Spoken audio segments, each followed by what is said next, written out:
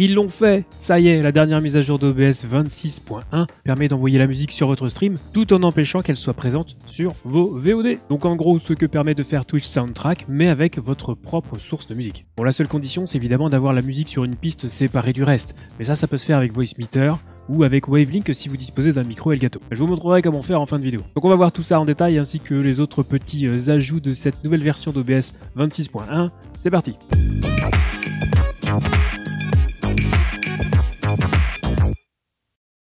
Et salut YouTube, c'est Tom. Si c'est votre première fois ici sur cette chaîne, sachez avant toute chose que vous trouverez des tutoriels, des conseils, voire des tests de matériel en rapport, tout ça avec le streaming, donc n'hésitez pas à aller voir les autres vidéos de la chaîne. Ah, et un petit pouce bleu au passage, hein, ça mange pas de pain, merci d'avance. Alors, cette fameuse version 26.1 d'OBS Studio, ça donne quoi? Alors avant de l'installer, un petit avertissement tout de même, car il semblerait que cette nouvelle version d'OBS perturbe un petit peu les réglages du micro chez certains. Et d'autre part, on a aussi eu des retours comme quoi certains plugins ne fonctionneraient plus, notamment les plugins WebSocket et StreamFX. Donc veillez à bien mettre à jour également vos plugins quand vous installerez cette nouvelle version. Ou alors attendez la prochaine si vous voulez pas risquer de devoir faire tous vos réglages. Maintenant que c'est dit, on va faire un petit tour sur le changelog pour regarder un petit peu les nouveautés et les nouvelles fonctionnalités. Alors on passe sur les corrections de bugs et autres optimisations et on va surtout s'intéresser à deux nouveautés. La première, c'est le fait de pouvoir dupliquer les filtres qu'on applique à une source et surtout de pouvoir copier-coller un filtre d'une source à l'autre. C'est nouveau, c'était pas possible avant et c'est un ajout vraiment très sympa, donc je voulais quand même en parler rapidement parce que ça peut être quand même utile pour ceux qui utilisent beaucoup de filtres. La deuxième nouveauté, c'est l'option qui permettait auparavant de forcer les paramètres du service de streaming et qu'on avait donc dans le menu sortie puis dans l'onglet streaming. Cette option a été déplacée dans le menu stream, a été inversée, donc il faut désormais la cocher pour ignorer les paramètres recommandés du service de streaming. Par exemple avec Twitch, si vous ne cochez pas cette option, dans les réglages de votre stream, vous ne pourrez pas dépasser 6000 kbps par seconde de bitrate vidéo.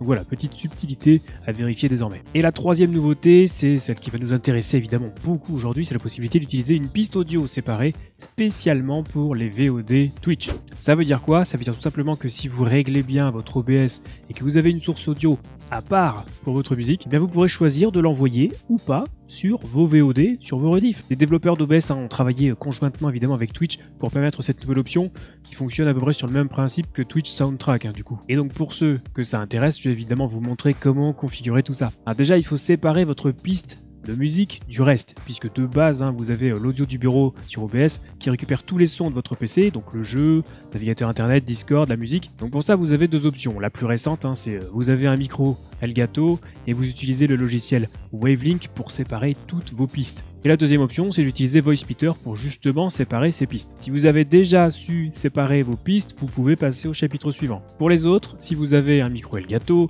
et que vous voulez configurer Wavelink, eh bien je vous renvoie sur ma vidéo tutoriel Wavelink. Le lien sera dans une petite fiche ici et dans la description de la vidéo juste en dessous bien sûr. Et pour ceux qui n'auraient rien de tout ça, je vais vous montrer tout simplement comment faire avec Voicemeter. Et on utilisera donc Voicemeter Banana qui permet de créer deux entrées audio virtuelles. Vous allez comprendre comment ça fonctionne. J'en profite pour vous conseiller de regarder cette vidéo une première fois ou de la regarder sur un autre appareil que sur votre PC parce qu'une fois qu'on aura téléchargé et installé Voicemeter Banana, ça va un petit peu perturber les périphériques de lecture par défaut. Et du coup, vous n'entendrez peut-être plus cette vidéo.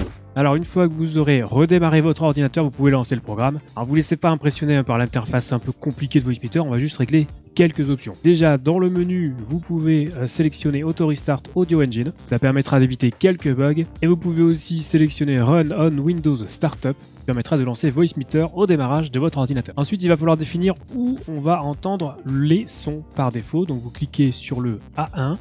Et là, vous allez pouvoir envoyer le son sur votre enceinte, sur votre casque, etc. Alors, il est possible que votre périphérique apparaisse plusieurs fois avec un préfixe différent.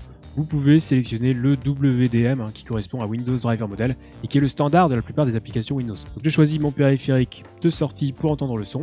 Vous pouvez aussi ajouter un deuxième périphérique de sortie comme des enceintes par exemple. Dans ce cas, il vous faudra définir l'entrée pour A2. Ensuite, il va falloir dire à Windows de passer par Voicemeter. Pour ça, vous pouvez faire un clic droit sur l'icône du haut-parleur dans votre barre des tâches, puis sélectionner Ouvrir les paramètres de son. Dans la fenêtre qui s'ouvre à droite, cliquez sur Panneau de configuration son.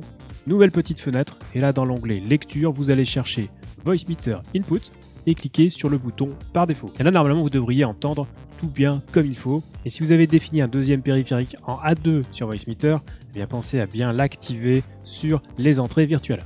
Ensuite, on va pouvoir retourner dans les paramètres de son de Windows et tout en bas, ouvrir les options avancées du son. Si par exemple j'utilise une playlist libre de droit sur YouTube, je vais dire à Windows d'envoyer le son de mon navigateur sur la sortie Voicemeeter aux Input. Idem pour Spotify si vous voulez l'utiliser. Attention par contre, si vous ne le voyez pas dans la liste, il faudra le lancer et jouer une musique pendant quelques secondes pour le faire apparaître. Et donc Voicemeter aux Input, et c'est parti. Et enfin, il ne reste plus qu'à définir ses entrées-sorties dans OBS, donc dans les paramètres, dans le menu Audio, vous pouvez définir l'audio du bureau sur Voicemeter Input. Ça veut dire que tous les sons par défaut de votre PC sortiront par là. Et sur la ligne suivante, audio du bureau 2, vous allez pouvoir sélectionner Voicemeter aux Input, la sortie auxiliaire de Voicemeter, ce qui correspond donc cette fois-ci à votre musique, donc provenant soit de votre navigateur ou de Spotify, en fonction de ce que vous avez réglé sur Windows. Une fois que vous avez appliqué les modifications, petit tip, vous pouvez faire un clic droit sur l'audio du bureau 2 et cliquer sur renommer, et renommer par exemple en musique, ça sera quand même plus pratique. Alors notez que vous pouvez aussi répéter l'opération avec d'autres sources, comme Discord par exemple, mais dans ce cas il vous faudra utiliser un câble audio virtuel. C'est disponible sur le site de Voicemeter, le lien est dans la description, et le principe sera exactement le même, il faudra simplement utiliser les entrées hardware input. Alors je vous rappelle simplement de bien activer les sorties pour avoir votre retour, donc cochez bien les boutons A1 et éventuellement A2 si vous avez défini un deuxième périphérique de lecture. Et je vous rappelle également qu'on a réglé Voicemeter pour se lancer automatiquement au démarrage de Windows. Mais si jamais vous fermez le programme, vous n'entendrez plus les sons de votre PC. Donc maintenant qu'on a séparé la musique du reste, que ce soit avec Voicemeter ou Wavelink, peu importe, avec d'un côté la musique et de l'autre côté tout le reste, on va pouvoir régler OBS afin de lui dire de ne pas enregistrer la musique sur nos VOD. Alors pour ça, rien de plus simple, quand vous êtes sur OBS, vous allez dans les paramètres, menu sortie, onglet streaming, et là vous devriez avoir une nouvelle ligne intitulée piste VOD Twitch. Si vous ne l'avez pas, c'est que vous êtes en mode de sortie simple, et dans ce cas, il faudra cocher la case activer les paramètres avancés d'encodage, puis évidemment cocher la case piste de VOD Twitch. En activant cette option avec par défaut la piste numéro 2 qui sera sélectionnée, vous dites tout simplement à OBS que tout ce que vous allez envoyer sur la piste numéro 2 devra être inclus sur vos VOD.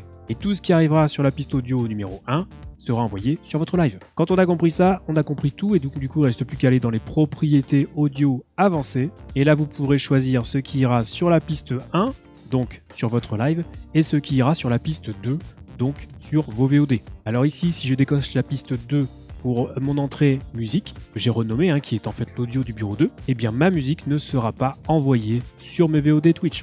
Alors vous pouvez faire ça évidemment avec n'importe quel autre type de source, ça va de soi. Là on se focalise évidemment sur la musique, parce que c'est le problème qui se pose actuellement sur Twitch avec tout ce qui est DMCA et les strikes à cause du copyright. Alors attention, petit bémol très important tout de même.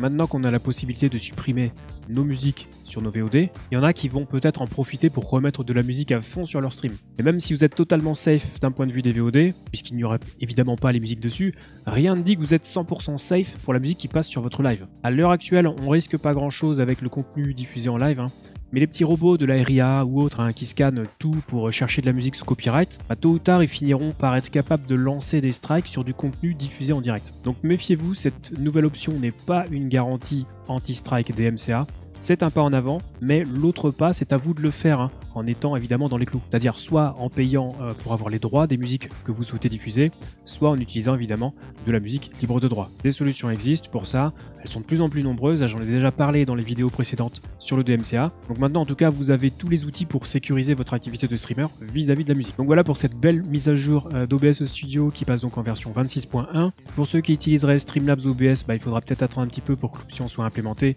lors d'une future mise à jour, donc probablement dans les semaines à venir. Et si vous trouvez cette mise à jour intéressante, ou si j'ai oublié des points, n'hésitez pas à me le signaler dans les commentaires. Et si vous voulez discuter de ce sujet, ou si vous avez d'autres questions concernant le streaming, n'oubliez pas que vous pouvez venir me les poser dès que je suis en live sur Twitch, les lundis, mercredis et vendredis soirs. Et pour un support plus technique, passez par le serveur communautaire Discord, Zero Absolute Gaming. On vous répond dès que possible, que ce soit moi ou les autres membres de la communauté. Et c'est donc la fin de cette vidéo, on se retrouve très vite pour la prochaine, et d'ici là, on stream.